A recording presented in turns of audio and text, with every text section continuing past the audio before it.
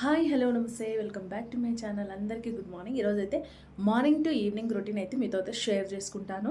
చూసేయండి వీడియో. ఇది వచ్చేసి ఎర్లీ మార్నింగ్ వీడియో. నేనైతే ఇంకా ఈరోజు మా పాప బర్త్డే కూడా ఉంది ఎలాగో అని చెప్పేసి వీడియో మొత్తం కంటిన్యూ చేయాలనుకుంటున్నాను. బర్త్డే సెలబ్రేషన్ అయితే ఏమి ఉండదు, జస్ట్ నార్మల్ గా సింపుల్ గా ఇంట్లోనే కేక్ కట్ చేయించాలనుకుంటున్నాము. మార్నింగ్ అయితే రూమ్ లో ఎక్కడెక్కడ సామాన్లన్నీ సర్దేసి ఇంక ఇల్లు ఉడడం అయితే స్టార్ట్ చేస్తున్నాను నేను. ఇక్కడ పిల్లలు ఇద్దరు ఇంకా పడుకునే ఉన్నారు, వాళ్ళనైతే లేపలేదు. ఈరోజు సండే కాబట్టి ఎలాగో కొంచెం లేటే లేపుదామని చెప్పేసి చిన్నమ్మ ఎలాగో లేట్ లేస్తుంది, ఇంకా పెద్దమ్మని అయితే కొంచెం పడుకోనిలే అని చెప్పేసి లైట్ తీసుకున్నాను. ఫస్ట్ అయితే హాల్ బెడ్రూమ్ అయితే క్లీన్ చేసుకున్నాను. ఇంకా ఇక్కడైతే కిచెన్ టాప్ పైన కొంచెం చెత్త ఉంటది కదా, అదంతా క్లీన్ చేసుకున్న తర్వాతనే ఇంకా కిచెన్ అయితే క్లీన్ చేస్తాను. కొన్ని సార్లు అయితే నైటే చేసేసుకుంటాను, కొన్ని సార్లు అయితే ఇంకా మార్నింగ్ లేస్ చేస్తాను. ఇంకా నా ఓపికను బట్టి ఉంటది, పిల్లలు కూడా ఊకే సతాయిస్తుంటారు కదా. ఇక్కడ నేను స్టవ్ అయితే ఒక డ్రాప్ అయితే డెటాల్ వేసి వాటర్ వేసి క్లీన్ అయితే చేస్తున్నాను. చాలా రోజులు అవుతుంది మార్నింగ్ టు ఈవినింగ్ రొటీన్ చేయక, అందుకోసమని ఈ వీడియో ఎలాగో చేద్దామని చెప్పేసి చేసేస్తున్నాను అన్నట్లు. ఇక్కడ మేము ఉంటున్న క్వార్టర్స్ లో అయితే every Sunday half day duty ఉంటది. ఇంకా 3-4 వీక్స్ కి ఒకసారి అయితే బయటకి అయితే తీసుకెళ్తుంటారు, అది సండే మాత్రమే. ఇక్కడ నాదైతే స్టవ్ క్లీన్ చేయడం అయితే కంప్లీట్ అయిపోయింది. ఇంకా ఈ కిచెన్ అయితే క్లీన్ చేసుకోవాలి. సైడ్ లో ఒక చిన్న రూమ్ ఉంటది, ఇంకా అదైతే క్లీన్ చేస్తున్నాను నేను. దగ్గర కూర్చోడానికి టైల్స్ బండలు అయితే ఉంటాయి కదా, ఇక్కడైతే మ్యాట్స్ అయితే వేసి ఉంచారు. ఎందుకంటే ఇక్కడ మొత్తం వెదర్ అయితే చాలా కూల్ గా ఉంటది కాబట్టి కొన్నిసార్లు వాటర్ కింద పడితే కూడా వాటర్ కూడా ఐస్ అయిపోతుంటాయి, అందుకోసమని మ్యాట్స్ అయితే వేసి ఉంచారు. ప్రతి ఒక్క రూమ్ లో అయితే మ్యాట్స్ అయితే ఉన్నాయి. ఇక్కడ మొత్తం లోపల క్లీన్ అయిపోయిన తర్వాత ఇంకా బయట కూడా క్లీన్ చేసుకుంటున్నాను. ఇంకా బయట పిల్లలు కూడా ఆడుకుంటారు కాబట్టి డైలీ అయితే మార్నింగ్ అది కంపల్సరీ క్లీన్ చేస్తుంటాను. నాకు తెలిసి చాలా మందికి అయితే ఇంట్లో కిచెన్ లో వర్క్ అయిపోయిన తర్వాత ఇండ్లని క్లీన్ చేసుకున్న తర్వాత వంట దగ్గరికి అయితే వెళ్తుంటాము. ఇక్కడ సామాన్ అక్కడ ఉండి కిచెన్ దగ్గరికి వెళ్ళాలంటే అసలు వెళ్ళబుద్ధి కాదు, నాకు కూడా అదే అలవాటు ఉంది. అందుకోసం ఇంకా ఇంట్లో పనులన్నీ ఫాస్ట్ గా చేసుకొని ఇంకా కిచెన్ లోకి అయితే వచ్చేసాను. ఇంకా మా ఆయనకైతే డ్యూటీకి కూడా టైం అవుతుందని చెప్పేసి నేనైతే బ్రేక్ఫాస్ట్ లోకి బ్రెడ్ ఆమ్లెట్ అయితే వేస్తున్నాను. మా ఇంట్లో అయితే ఒక్కొక్కరికి ఒక్కొక్క టేస్ట్ ఉంటది, ఎవరికి నచ్చింది వాళ్ళకి చేసి పెడుతూ ఉండాలి. ఇంకా ఇక్కడ నేను బ్రెడ్ ఆమ్లెట్ లోకి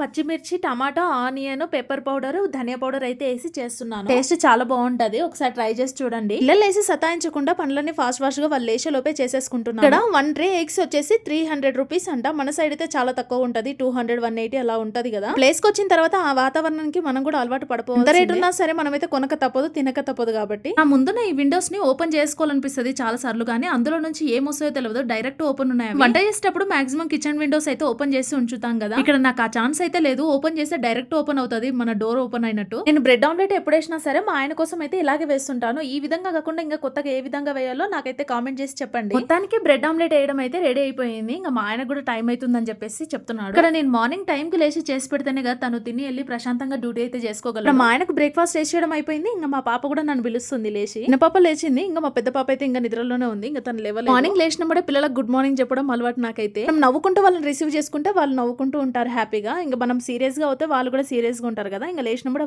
తనకైతే వాష్రూమ్ కి అయితే తీసుకెళ్తున్నాను. మార్నింగ్ స్కూల్ కి వెళ్లే వాళ్ళు కానీ డ్యూటీకి వెళ్లే వాళ్ళు కానీ ఇంట్లో ఉంటే ఎక్సర్సైజ్ చేసినట్టే ఉంటది కదా, అటు ఇటు అని. చిన్న పాప ఇంకా వాళ్ళ డాడీ కూడా వెళ్తుంది బాయ్ అని చెప్పడానికి. ఇంకా తను లాస్ట్ వరకు వెళ్లే వరకు ఇంకా అలాగే చెప్తూ ఉంటది బాయ్ బాయ్ అని. నుంచి మా ఇంటి నుంచి డ్యూటీ ప్లేస్ అయితే చాలా దగ్గరనే కాబట్టి ఇంకా నడుచుకుంటూనే వెళ్తాడు. ఇంకా వెహికల్ అయితే ఏం తీసుకురా. మా హస్బెండ్ అయితే డ్యూటీకి వెళ్ళిపోయిన తర్వాత ఇంకా పాపనైతే లోపలికి తీసుకొచ్చాను. ఇంకా పెద్ద పాప కూడా లేచింది కాబట్టి ఇద్దరికైతే బ్రష్ అయితే ఇచ్చేసి ఇంకా వాళ్ళకైతే బ్రష్ అయితే చేపిస్తున్నాను. ఇక్కడ చిన్న పాపకు పళ్ళు అయితే చాలా చిన్నగా ఉన్నాయి, ఇంకా వాటిని తోమడానికి కూడా రాదు. ఇంకా తనైతే ఇంకా వాళ్ళ అక్కని చూసి చేయమని చెప్తుంది కాబట్టి ఇంకా నేను కూడా తనకు చేసుకోవడానికి రాదని చెప్పేసి లైట్ గా చేస్తున్నాను. మార్నింగ్ లేచినప్పటి నుంచి కూర్చోడానికి కొంచెం కూడా తీరికుండదు, ఇంట్లో ఎక్కడ చూసినా పనే ఉంటుంది కాబట్టి పనులన్నీ చేసుకొని కొంతసేపు కూర్చుందామంటే మళ్ళీ ఏదో పని అయితే ఎదురుపడుతూ ఉంటది నాకు. పిల్లలకైతే బ్రష్ చేయించి వాళ్ళకి ఇంకా ఫేస్ వాష్ చేసిన తర్వాత బెడ్షీట్ అయితే సెట్ చేసేసాను. ఇక్కడ ఉంటున్న ప్లేస్ లో ఎప్పుడు చలే ఉంటది కదా, 1 వీక్ నుంచి అయితే ఫుల్ ఎండలు ఉన్నాయి. మన సైడ్ సమ్మర్ ఎలా ఉంటుందో అలా ఉంటుంది, ఫ్యాన్ లేని అసలు ఉండలేము అసలుకి. బెడ్రూమ్ మొత్తం సెట్ చేసిన తర్వాత ఇంకా పిల్లలకు కూడా బ్రేక్ఫాస్ట్ కి టైం అవుతుందని చెప్పేసి కిచెన్ లోకి అయితే వచ్చేసాను. వీళ్ళ కోసం అయితే ఇప్పుడు ఇంకా ప్లేన్ బ్రెడ్ ఆమ్లెట్ అయితే వేసి పెట్టాలి. ఇక్కడ నేను వీడియోలో మాట్లాడుతుంటే మా చిన్న పాప ఇంకా నా చేతికి బ్రష్లు అయితే ఇస్తుంది,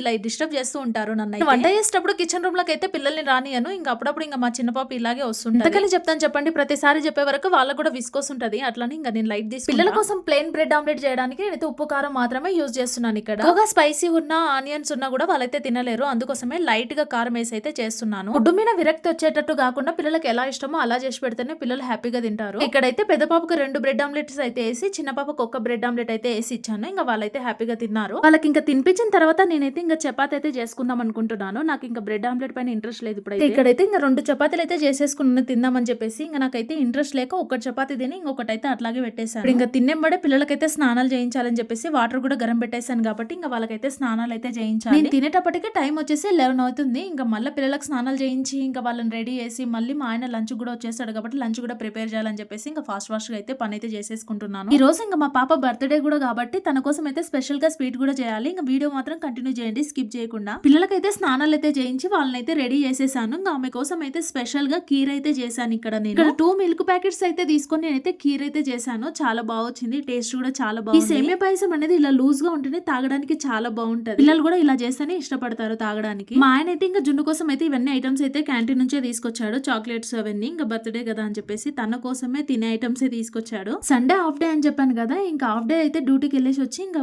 మా జున్నుకి అయితే పాయసం అయితే తినిపిస్తున్నాడు. ఫస్ట్ బర్త్డే ఊర్లోనే జరిగింది. మా ఆయన ఇంకా అప్పుడు ఇంటికైతే వచ్చాడు, అప్పుడు జరిగింది అన్నట్లు. ఇంకా సెకండ్ థర్డ్ బర్త్డే మేము పంజాబ్ లో ఉన్నాం కదా, అక్కడ క్వార్టర్స్ లో సెకండ్ థర్డ్ బర్త్డే జరిగింది. ఫోర్త్ ఫిఫ్త్ బర్త్డే ఇంకా నార్మల్ గా నేను ఒక్కదాన్ని ఇంకా కేక్ కట్ అయితే చేపించాను. తల్లిదండ్రుల సమక్షంలో పిల్లల బర్త్డే జరిగితే హ్యాపీనే వేరు కదా, ఒక్కరు చేస్తే అసలు సాటిస్ఫాక్షన్ అనేది. ఇక్కడ ఇంకా మా ఆయన అయితే బర్త్డే బ్యానర్ అయితే అతికించేసి ఇప్పుడు టైం వచ్చేసి ఈవినింగ్ 5 అవుతుంది. 1 kg చికెన్ తీసుకొచ్చి చికెన్ బిర్యానీ అయితే చేయమని చెప్పాడు. క్వార్టర్స్ లోకి వచ్చిన తర్వాత రెగ్యులర్ గా చికెన్ బిర్యానీ ఎక్కువగా తింటున్నామని చెప్పేసి ఈసారి స్పెషల్ గా అయితే బగర్ రైస్ చికెన్ కర్రీ అయితే చేద్దాం అనుకుంటున్నాను. షార్ట్ వీడియోలో నేనైతే ఒక చికెన్ సెంటర్ అయితే చూపించాను కదా, అక్కడ ఫ్రెష్ చికెన్ దొరుకుతుందని చెప్పేసి అక్కడే తీసుకొచ్చాడు ఈ చికెన్. ఇక్కడ నేను చికెన్ కర్రీ చేయడం కోసం అయితే ప్రాసెస్ అయితే స్టార్ట్ చేసేసాను. చికెన్ మ్యారినేషన్ కోసం అయితే సేమ్ మనం చికెన్ బిర్యానీ కోసం మ్యారినేషన్ చేసినట్టే చేస్తున్నాను. ఇక్కడ అన్ని వేసి పెడితే ఉప్పు కారం అనేవి చికెన్ పీసెస్ కి అయితే మంచిగా పడతాయని చెప్పి ఇక్కడ నేను అల్లం వెల్లుల్లి పేస్ట్ అయితే ఫ్రెష్ గా అయితే దంచుకుంటాను. ఇక్కడికి వచ్చిన తర్వాత నేనైతే ప్రతిరోజు అల్లం వెల్లుల్లి పేస్ట్ ఫ్రెష్ గానే వేసేసుకుంటాను. ప్రత్యేకంగా అయితే పేస్ట్ అయితే చేసి ఈ రోజు సండే కదా, అందరూ అయితే ఈవినింగ్ 6 to 10 వరకు అయితే లోకల్లో తిరగడానికి అయితే వెళ్తున్నారు. లే సిటీలో ఏ ప్లేసెస్ ఉన్నాయో అవన్నీ చూడడానికి అయితే అందరు వెళ్తున్నారు. మమ్మల్ని కూడా రమ్మన్నారు కానీ ఇంకా పాప బర్త్డే ఉందని చెప్పేసి మేమైతే వెళ్ళాం. టైం వచ్చేసి ఈవినింగ్ 6 to 10 వరకు అంట. ఇంకా మేము వచ్చే వరకే లేట్ అవుతుంది. ఇంకా పాప కూడా అలసిపోయి నిద్రపోతే కష్టం అని చెప్పేసి ఇంట్లోనే ఇంకా తన కోసం అయితే ఉందామని చెప్పేసి అనుకున్నాము. ఇక్కడ నేను చికెన్ కర్రీ అయితే ఇంకా కుక్కర్ లో అయితే చేసేస్తున్నాను. కానీ ఇక్కడ చికెన్ తినాలంటే కొంచెం భయం కాబట్టి ఎక్కువసేపు ఉడికిచ్చి తినొచ్చు అని చెప్పేసి చికెన్ కర్రీ చేసిన తర్వాతనే ఇంకా బగర్ రైస్ అనేది చేద్దామని చెప్పేసి ఇంకా ఇవన్నీ అయితే క్లీన్ అయితే చేసేసి పెట్టుకుంటున్నాను. మనం వంట చేసేటప్పుడు కిచెన్ టాప్ పైన అక్కడక్కడ ఇంకా కొంచెం డస్ట్ లాగా పడి ఉంటది కదా, అది ఎప్పటికప్పుడు క్లీన్ చేసుకుంటే బాగుంటది. లేదంటే మళ్ళీ మనం కిచెన్ క్లీన్ చేసేటప్పుడు మళ్ళీ ఎక్కువ టైం పడుతుంది. అలా కాకుండా ఇలా క్లీన్ చేసేసుకుంటే ఒక సైడ్ అయితే చికెన్ కర్రీ అవుతుంది. ఇంకా పక్కన స్టవ్ ఖాళీగా ఉందని చెప్పేసి దానిపైన అయితే బగర్ రైస్ అయితే చేద్దామని ఇంకా దానిపైన బగర్ రైస్ అయితే చేసి బగర్ రైస్ లోకి నెయ్యి ఉంటే బాగుంటుండే. ఇంకా నేనైతే నెయ్యి తీసుకురాలేదు కాబట్టి ఆయిల్ యూజ్ చేస్తున్నాను. బగర్ రైస్ లోకి బిర్యానీ మసాలాలను వేసేసి ఆనియన్, పచ్చిమిర్చి, అల్లం వెల్లుల్లి పేస్ట్ వేసేసాను. అవన్నీ కొద్దిగా వేగిన తర్వాత ఇంకా వాటర్ అయితే వేసేసాను. వాటర్ మరిగేటప్పుడు ఇంకా రైస్ కూడా వేసాను. చూడండి రైస్ ఎంత బాగా కుదిరిందో, అన్నం కూడా ఎక్కడ మెత్తగా కాకుండా మంచిగా పొల్లు పొల్లుగా అయ్యింది. ఇంకా ఇంకో సైడ్ అయితే చికెన్ కర్రీ కూడా రెడీ అయిపోయింది. బర్త్డే డెకరేషన్ అయితే ఇంకా ఇలా ఉంది సింపుల్ గా. ఇంకా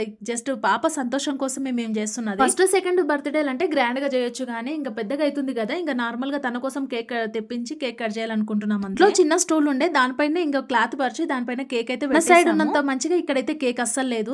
మన సైడ్ పైనాపిల్ అలా వేస్తుంటారు కదా, దీంట్లో ఏ ఫ్రూట్స్ వేసారో తెలియదు. టేస్ట్ అస్సలు బాలేదు. కేక్ మేము ఆర్డర్ ఇచ్చిన కేక్ వేరు, వాళ్ళు చేసి పంపించిన కేక్ వేరు. ఇక్కడ కనిపిస్తున్న ఈ బర్త్డే బ్యానర్ వచ్చేసి మీషోలో ఆర్డర్ పెట్టాను. ఇంకా బెలూన్స్ డెకరేషన్ ఎంత అవసరం లేదని చెప్పేసి సింపుల్ గా ఇలా ఉంటే బాగుంటుంది. ఒక బ్యానర్ ఉంటే చాలు, మనకి ఎక్కువ కష్టం ఉండదు, ఎక్కువ డెకరేషన్స్ కూడా ఏం అవసరం ఉండదు. వచ్చేసి క్లాత్ బ్యానర్ కాబట్టి మనం ఎక్కడికైనా ఈజీగా తీసుకెళ్లొచ్చు. క్యాండిల్ పెట్టిందే తడువు మా పాప అయితే ఎప్పుడు ఉదాలని చెప్పేసి ఆతృత పడుతుంది. చాలా సండే కాబట్టి షాప్స్ అన్ని క్లోజ్ ఉన్నాయంట. ఇంకా బెలూన్స్ కూడా దొరకలేదు. ఒక 10 బెలూన్స్ తీసుకొస్తే అందులో 2 బెలూన్స్ అయితే ఊదుతుంటేనే పగిలిపోయినాయి. ఇంకా ఉన్న 8 అయితే ఇక్కడ కట్టేసాను. బర్త్డేకి ఎవరు లేకున్నా సరే పాపతో పాటు మా హస్బెండ్, నేను, పిల్లలు ఉన్నాం కాబట్టి చాలా అంటే చాలా హ్యాపీ అనిపించింది. ఎప్పుడు నేను మాత్రమే కేక్ కట్ చేపించేదాన్ని, ఈసారి మా హస్బెండ్ తో పాటు కేక్ కట్ చేపిస్తున్నాను. అందరూ బయటికి వెళ్ళారు కదా, వాళ్ళందరూ వచ్చిన తర్వాత వాళ్ళకైతే కేక్ అయితే పెట్టి. ఐ హోప్ ఈ వీడియో కనుక మీకు నచ్చినట్లయితే లైక్ చేసి సబ్స్క్రైబ్ చేసుకోండి.